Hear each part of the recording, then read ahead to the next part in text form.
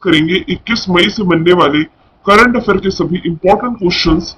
कल की क्लास में हमने देखा था कि रिसेंटली पड़ोसी पाकिस्तान ने फतह 2 रॉकेट प्रणाली का सफल परीक्षण किया है। रक्षा पर 12वां भारत मंगोलिया संयुक्त कार्य समूह का आयोजन किया गया। मंगोलिया में किस देश ने भारत की नंदिनी डेयरी को T20 वर्ल्ड कप के लिए ऑफिशियल स्पॉन्सर घोषित किया है? तो ये स्कॉटलैंड है। 16 मई को सिक्किम ने अपना स्थापना दिवस मनाया है। विश्व दूर संचार दिवस मनाया जाता है 17 मई को।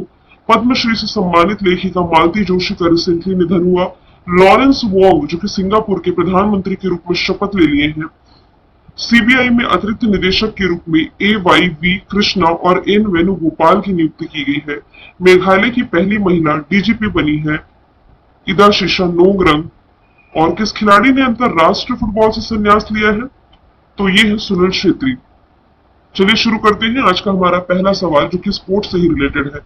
कौन सा देश पहली बार फीफा महिला वर्ल्ड कप 2027 की मेजबानी करने जा रहा है? तो इसे होस्ट करने जा रहा है साउथ अमेरिकी country Brazil. Option number D इसका राइट आंसर हो जाएगा। और ऐसा पहली बार है जब ब्राजील इसे होस्ट कर रहा है, इसलिए क्वेश्चन ये मैंने ऐड किया था। बात की जाए यदि फीफा महिला विश्व कप की, तो इसका पहली बार मेजबान चाइना था, यानी कि महिलाओं के फीफा की मैं बात कर रही हूँ। पहली बार चाइना इसका मेजबान था। इसकी शुरुआत 1991 में 1991 में चाइना से ही की गई थी।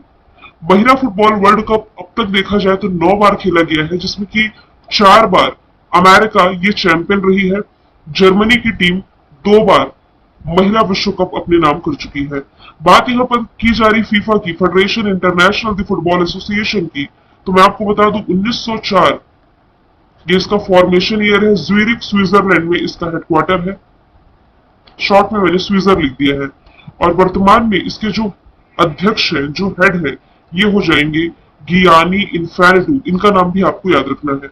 और फीफा वर्ल्ड कप चाहे पुरुषों को हो या महिलाओं को हो, ये हर 4 साल में एक बार आयोजित किया जाता है। जैसे कि सवाल क्या है कि महिलाओं का फीफा विश्व कप 2027 की बात की जा रही है, तो याद रखिए 2027 में तो ये होस्ट करेगा ब्राजील। लेकिन इसके पहले यानी कि 2023 में जो महिलाओं का फीफा वर्ल्ड कप रहा था, ये होस्ट किया गया था 2 कंट्री के द्वारा। इन 2 कंट्री में ऑस्ट्रेलिया है और न्यूजीलैंड है ना। इन 2 कंट्री ने तो होस्ट किया था, यानी कि इसकी मेजबानी की थी। और इसमें जो विजेता रहा था ये रहा था स्पेन। सेम पुरुषों का फीफा वर्ल्ड कप आप रिलेट कर सकते हैं। यदि मैं बात करूं फीफा मेंस वर्ल्ड कप की, तो 2022 में याद रखिए पुरुषों का फीफा वर्ल्ड कप आयोजित किया गया था।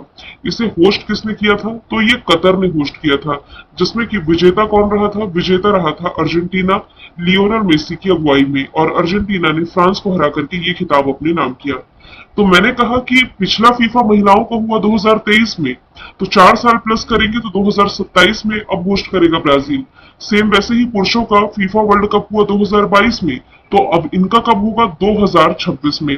2026 में जो फीफा मेंस वर्ल्ड कप है, पुरुषों का फीफा वर्ल्ड कप, ये 3 कंट्री मिलकर होस्ट करने जा रही है, जिसमें कि अमेरिका, मैक्सिको और कनाडा का नाम है। अब चलिए इस प्रश्न में मैप के थ्रू हम ब्राजील की लोकेशन देखें। साउथ अमेरिकी कंट्री है ब्राजील, जिसकी कैपिटल हो जाएगी ब्राजीलिया। करेंसी इसकी हो जाएगी रियल। लूला दी सिल्वा वर्तमान में यहाँ के राष्ट्रपति हो जाएंगे। आबादी लगभग 20 करोड़ है। पड़ोसी देशों में यदि आप देखें, फ्रेंच गुयाना है, Suriname, Venezuela, Colombia, Peru, Bolivia, Paraguay, Argentina और उरुग्वे की लोकेशन है। लगभग सभी कंट्री से ये सीमा साझा कर रहे हैं, मात्र 2 को छोड़ करके। यदि आप देखेंगे ना, तो ब्राजील ये इक्वाडोर से सीमा साझा नहीं करता। दूसरा ये जो आप देख रहे हैं यहाँ चिली की लोकेशन है, चिली से बॉर्डर शेयर नहीं करता। बाकी साउथ अमेरिका की सभी कंट्री से बॉर्डर शेयर करता है। आपको ये भी याद रखना है G20 समिट जो 2024 की रहेगी, ये होस्ट कौन करने जा रहा है? ब्राजील ही होस्ट करने जा रहा है। चलते हैं अगले सवाल की तरफ। सवाल महत्वपूर्ण है। किस देश के राष्ट्रपति इब्राहिम राइसी का हेलीकॉप्टर दुर्घटनाग्रस्त होने के कारण निधन हो गया? तो देखिए ये ईरान के राष्ट्रपति थे इब्राहिम राइसी। अभी रिसेंटली इनका निधन हुआ है हेलीकॉप्टर क्रैश में। तो ये आप कह सकते हैं ईरान के लिए काफी ज्यादा अनफॉर्चुनेट माना जा रहा है। अनफॉर्चुनेट या आप ये भी कह सकते हैं एक तरह की साजिश है। वो इसलिए क्योंकि न्यूज थोड़ी शॉकिंग है। कैसे शॉकिंग है? क्योंकि एक ही दिन में हेलीकॉप्टर के माध्यम से इस देश के राष्ट्रपति और विदेश मंत्री दोनों की ही डेथ हो जाती है। हालांकि हेलीकॉप्टर क्रैश होने का जो रीजन है, ये किसे माना जा रहा है? खराब मौसम को, कि खराब मौसम होने के कारण हेलीकॉप्टर हार्श लैंडिंग इसकी हो पाई थी। हार्श लैंडिंग के कारण ये जो हेलीकॉप्टर है ये क्रैश हो पाया है। हालांकि अभी हेलीकॉप्टर लापता है। ईरान का जो स्टेट मीडिया है ना, IRNA, इसके अकॉर्डिंग हेलीकॉप्टर अभी भी लापता है। तो इब्राहिम राइसी को ले जा रहा जो 45 वर्ष पुराना हेलीकॉप्टर था, ये 19 मई 2024 को क्रैश कर गया है। इनके साथ ही विदेश मंत्री हौसेन अमीरुद्दौलाहिन ये भी सवार थे। राइसी के काफिले में यदि देखा जाए तो 3 हेलीकॉप्टर थी, जिसमें कि 2 पर मंत्री और अधिकारी सवार थे। दरअसल राइसी जो है 19 मई की सुबह को अजरबैजान के राष्ट्रपति इल्हाम अलियेव के साथ एक बांध का उद्घाटन करने गए थे। अरास नदी पर बना ये तीसरा बांध है जिसे दोनों देशों ने मिलकर के बनाया है। क्या पता था ये ऐसी घटना हो जाएगी, इसलिए कहा जा रहा है कि साजिश भी हो सकती है या दुर्घटना भी। ईरान की लोकेशन यदि आप देखिए, कैपिटल तेहरान है, करेंसी रियल हो जाएगी। और यदि आप करंट से रिलेट करेंगे तो यहीं पर आप देख सकते हैं चाबहार पोर्ट की लोकेशन। चाबहार पोर्ट को लेकर के भारत और ईरान के बीच में अभी दीर्घकालीन अनुबंध पर भी हस्ताक्षर किए गए। ये वही ईरान है जिसने कि अभी हाल ही में इसराइल पर ड्रोन और मिसाइलों से हमला किया था। अब यहाँ पर इस सवाल में देखेंगे ना तो आप अजरबैजान का भी डिस्कशन है ना। अजरबैजान से आप ये रिलेट कर सकते हैं, इस साल का जलवायु परिवर्तन को लेकर के होने वाली बैठक COP29, कॉन्फ्रेंस ऑफ पार्टीज 29, ये अजरबैजान होस्ट करने जा रहा है। इसराइल से भारतीयों को निकालने के लिए जो ऑपरेशन चर्चे में था, ये था ऑपरेशन अजय। और इराक ने समलैंगिक विवाह के खिलाफ एक सख्त कानून ये पारित किया है। अगला सवाल है, किस देश में मानसिक पीड़ा के आधार पर 29 साल युवती जिनका नाम है जोराया टेरबीक, इन्हें इच्छा मृत्यु यानी कि यूथेनेशिया की अनुमति मिली है? तो ये अनुमति मिल गई है ये नीदरलैंड की युवती को। नीदरलैंड जो कि एक यूरोपियन कंट्री है। अभी मई के महीने में ही यानी कि मई 2024 में इन्होंने इच्छा मृत्यु के लिए परमिशन पाई है। उन्होंने 2020 में सहायता प्राप्त इच्छा मृत्यु के लिए अप्लाई भी किया था। 3.5 साल तक नीदरलैंड के प्रशासन को मनाने की कोशिशें जारी थी। जोराया कई सालों से ऑटिज्म और असहनीय मानसिक परेशानियों से जूझ रही थी। ऑटिज्म से जूझ रहा जो व्यक्ति होता है ना, ये खुद को मारने और चोट पहुंचाने की कोशिश करता है, जिसमें आत्महत्या के विचार आते रहते हैं। जोरैया को लगा कि उसकी समस्या अब कोई हल नहीं है, उसकी समस्या अब सॉल्व हो ही नहीं सकती। इसके चलते उन्होंने इच्छा मृत्यु की मांग की थी। इच्छा मृत्यु की प्रक्रिया यदि हम देखें, यूथेनेशिया जिसे हम कह सकते हैं, इच्छा मृत्यु एक लंबी प्रोसेस होती है जिसमें मरीजों को कई डॉक्टरों से मिलाया जाता है, जो ये तय करते हैं कि आपकी इच्छा मृत्यु की मांग उचित है या नहीं है। हर स्टेज पर डॉक्टर आपसे ये पूछते हैं कि क्या आप अपनी जान देने के लिए तैयार है या नहीं। हर बार इसके लिए हामी भरनी पड़ती है। देखिए, भारत में तो यूथेनेशिया वैध नहीं है, मतलब कि कोई व्यक्ति यदि इस असहनीय दर्द से परेशान है, पीड़ित है कि अब उसका मर जाना ही बेहतर है, तो उसे हम कहते हैं इच्छा मृत्यु, यानी कि स्वयं से अपने जीवन को आत्मदाह कर देना, जिसके लिए परमिशन मिली है नीदरलैंड की इस 29 साल युवती को। नीदरलैंड की कैपिटल एम्स्टर्डम, करेंसी यूरो। अभी अभी वर्ल्ड हाइड्रोजन समिट का आयोजन नीदरलैंड के रॉटरडम में किया था। ये करंट अफेयर में मैंने आपको बताया था। मैंने आपको यह भी बताया था कि एक व्यक्ति में जो सुअर का हार्ट ट्रांसप्लांट किया गया था, ये तो सक्सेसफुल रहा था अमेरिका में, लेकिन उस व्यक्ति की अभी मौत हुई है। ठीक है। जापान से आप क्या रिलेट कर सकते हैं? चंद्रमा पर जाने वाला 5वां देश है। जर्मनी से आप क्या रिलेट कर सकते हैं? देखिए, जर्मनी से अब हालिया में जो है कि कैनबिस कैनबिस के उपयोग को इसने मान्यता दे दी है, यूरोपियन कंट्री जर्मनी ने। सवाल नंबर चौथा है, विश्व मधुमक्खी दिवस यानी कि वर्ल्ड बी डे कब मनाया जाता है? ये मनाया जाता है मई महीने की 20 तारीख को। इस बार की थीम क्या है? मधुमक्खी का युवाओं के साथ जुड़ाव, यानी कि बी इंगेज्ड विथ यूथ। ये जो दिन है ये एंटोन जानसा का जन्म जो कि 1734 में हुआ था, इनकी याद में मनाया जाता है, क्योंकि इन्होंने मधुमक्खी पालन में अहम योगदान दिया, यानी कि मधुमक्खी पालन में इन्हें अग्रणी माना जाता है। 17 मई को कौन सा इंपॉर्टेंट डे हमने पढ़ा है? 15 मई को और 11 मई को। यदि आप रिलेट करेंगे ना तो 11 मई को हमने पढ़ा है नेशनल टेक्नोलॉजी डे। 15 मई को हमने देखा है इंटरनेशनल फैमिली डे। और दूरसंचार दिवस ये हमने देखा है 17 मई को। अगला क्वेश्चन भी इंपॉर्टेंट डे से रिलेटेड है। विश्व एड्स वैक्सीन दिवस ये कब मनाया जाता है? ये रिसेंटली मनाया गया है मई महीने की 18 तारीख को। एचआईवी को रोकने या इलाज करने के लिए देखिए अभी तक देखा जाए तो कोई भी टीका नहीं है, लेकिन ऐसे टीके हैं जो एचआईवी से पीड़ित लोगों की मदद कर सकते हैं। पहला ये जो वर्ल्ड एड्स वैक्सीन डे है ना, ये 1998 में मनाया गया था, जो कि 1997 में किए गए पहले अंतरराष्ट्रीय एड्स वैक्सीन परीक्षण की वर्षगांठ रही थी। एड्स जिसका पूरा नाम है एक्वायर्ड इम्यूनो डिफिशियंसी सिंड्रोम, जो कि किसके कारण होता है? एचआईवी वायरस के कारण। एचआईवी की फुल फॉर्म बनती है ह्यूमन इम्यूनो डिफिशियंस वायरस। नेक्स्ट चलते हैं। जापान और किस देश ने हाइपरसोनिक मिसाइल के इंटरसेप्टर विकसित करने के लिए समझौता किया है? तो ये समझौता रिसेंटली किया गया है अमेरिका के साथ। ऑप्शन नंबर बी इसका राइट आंसर हो जाएगा। जापान और अमेरिका इसने ये जो हस्ताक्षर किए हैं ना, ये 2030 तक के लिए है और इसकी परियोजना लागत लगभग $3 बिलियन से अधिक है।